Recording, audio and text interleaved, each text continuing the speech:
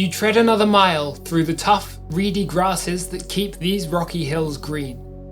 You and your party have been on the trail of bandits, an unknown group who stole something from you in the night.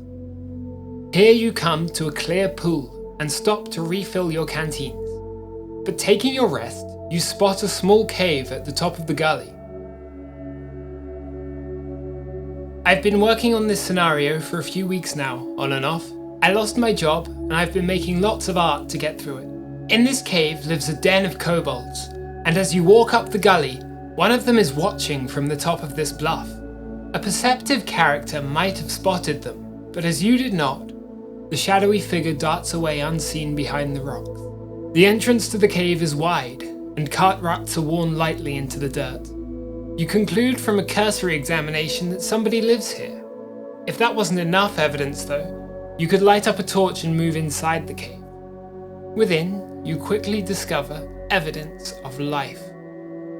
As the cave forks, 2 baskets of fresh fruit have been left in the right-hand passageway, tucked away in a corner. Following along this side of the fork, you easily discover a little nook in the wall with a small round chamber beyond. This place is small, and to some, comfortable. Examining 2 depressions in the floor shows something quite remarkable. Footprints embedded in the rock. A memory, perhaps, of something truly ancient.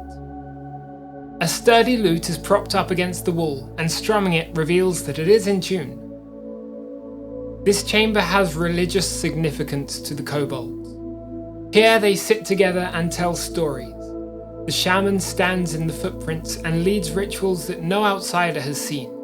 But this is unknown to you, and you must proceed. You double back into the left-hand passageway, and quickly discover an uneven stairway, perhaps natural, perhaps carved, leading up towards a well-lit cavern, with sun streaming through a chasm in the roof. As your eyes adjust, you quickly notice a small colony of nesting bats, peering at you from shadowed overhangs. Suddenly, a blow dart strikes from a small gap in the wall. Was it a rigged trap? The rogue investigates. Not a trap, no. A lurking enemy, now scuttled off into a passageway too small to follow. Better be cautious. Sticking around here is risky, but a quick search is warranted. You discover a small cache of thin papers. Pigeon post? Ah, no. Bat post, of course. All written in, is that draconic? How very strange. The wizard peers over your shoulder and scans through before hurriedly snatching one of the messages. A spell scroll, she says, though it looks a bit small to you. You continue exploring. Dipping into a small room further down the main thoroughfare, you find yourself face to face with an array of staves and ropes, joined in strange ways. You recognize it as a loom, much like those that the local weavers used when you were growing up. As you peer at the half-familiar device, you hear, too late, a barking cry very nearby to you. It takes you a second too long to react, and suddenly the ropes and cords of the loom are springing towards your face, whip-like and grasping. "They're kobolds!" shouts the rogue, having spotted what you missed, a fissure in the wall from where now darts fly. As you struggle to avoid being pulled into the weft, the fighter tries to combat the enemies in the walls, but is warded away from the gap by a thrusting spear. The wizard swiftly comes to your aid and dispels the loom, as the rogue looses 3 or 4 bolts past the fighter, scaring the kobolds away. The fighter looks queasy as he pulls a poisoned dart from his shoulder. The 4 of you realize now that you're in totally unknown terrain, in the dark, facing an enemy with greater mobility and knowledge. The wizard points something out. The fabric being woven on the loom seems to be of the same sort as the torn scrap that you found days ago when your treasure was stolen. These kobolds are undoubtedly the culprits.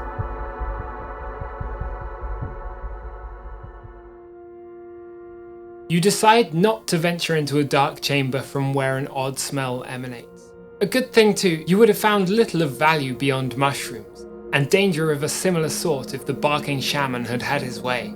Ahead of you now is an area lit by a wide hearth, venting into a natural chimney. As you step, you notice the crunch of gravel underfoot. Deliberately laid? perhaps these kobolds are creatures of more comfort than you believe. You and your party sit, thinking this a good place to tend your wounds and rest, but the kobolds are ready to quickly disillusion you of this idea. A blowgunner appears from what looked like a simple recess in the rock, and takes a shot at the wizard. The rogue, ever ready, appears next to the creature and grabs it, but 2 more kobolds jump from the gap to free their comrade, before hastily disengaging as the fighter joins the fray. How many of them are there? This could be seriously bad. You point out that the way ahead looks like a long tunnel, perhaps less treacherous than these entangled chambers, and you decide to forge onward. After all, it can't get worse. Staring intently now at the walls as you proceed, the rogue brings you to an immediate halt. He selects a small boulder with a wedge-like shape and pushes it beneath an undercut section of wall. "Thank me later," he tells you as you hold your torch high to bring light to this odd display. Rogues, there's really no accounting for them. This passageway curves down and around, before leading you to a new series of high-ceilinged chambers. Exploring this area, you find 2 small 2-wheeled carts propped up against the wall. They seem to be empty, so you move on. Now, a storeroom, with giant sacks of grain and a wide pile of coal. The wizard spots something and casts a magical light upon an overlook, where a shape scurries away. Looks like more ambushes were planned. Your fighter heads up the slope to investigate the upper area. You see that ropes stretch across the entrance to another chamber. Outfitted, it seems, as an animal pen. The ground is coated again with gravel and sand, and plenty of hay provided. No animals, though. You wonder what sort of beast a kobold could keep. You don't wonder for long. The clank of metal fills the cave as the fighter crashes back down the slope, followed by a rather short, clumsily advancing shield wall, bristling with spears. And over the top leap 2 strange shapes, screeching beasts ridden by kobolds yapping their war cries. Your brain scrambles to name the towering creatures in the low light. Are they? Surely not, but dodge that dart. Are those ostriches? And indeed, these are kobold ostrich riders, famed cavalry of the Kibbikabyip war pack, far from their savannah home. And so they've decided to take a stand here. You're a little on the back foot, it must be said. Your fighter and wizard are both poisoned, and you've all taken some hits. You find yourself ducking and weaving as an ostrich beak lunges at you, working in perfect concert with an expertly wielded cavalry spear that slices your cheek. Barking and yelping comes from all around you. Your fighter is in a strange melee with 5 kobolds, each as tall as his knee, but together a fearsome and spiky scrum. You see the second ostrich stampede away up the passageway in panic, a glint of steel and blood in the rider's shoulder. Your rogue could frankly be anywhere, but seems to be doing a good job.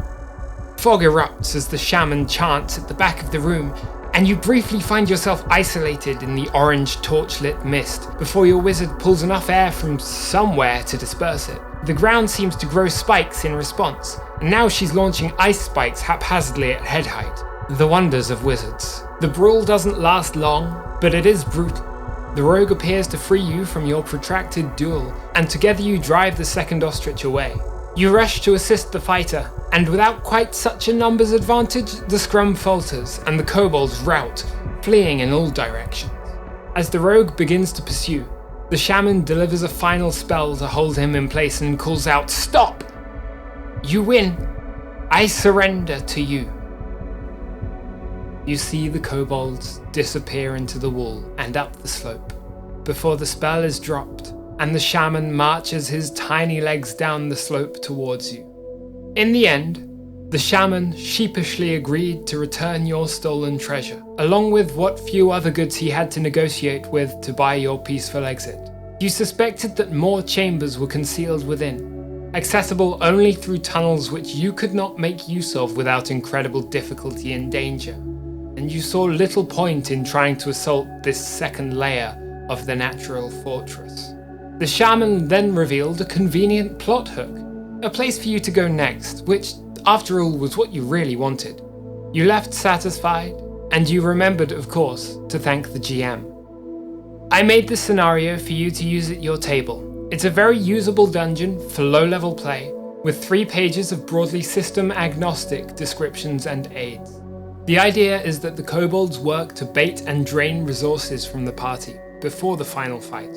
And you can actually make it very dangerous if you want to, leaning on surprise mechanics and low light to really test your players. But I built it with 5th edition levels 2 to 4 in mind. I also created stat blocks for the 2024 5th edition. The PDF, high resolution map and token art are all available entirely for free on for free on my Patreon, where you don't have to pay for this. It's linked in the description. Thank you for being here. I worked very hard on this. Get down in the comments, tell me which kobold is your favourite and what you think their name is.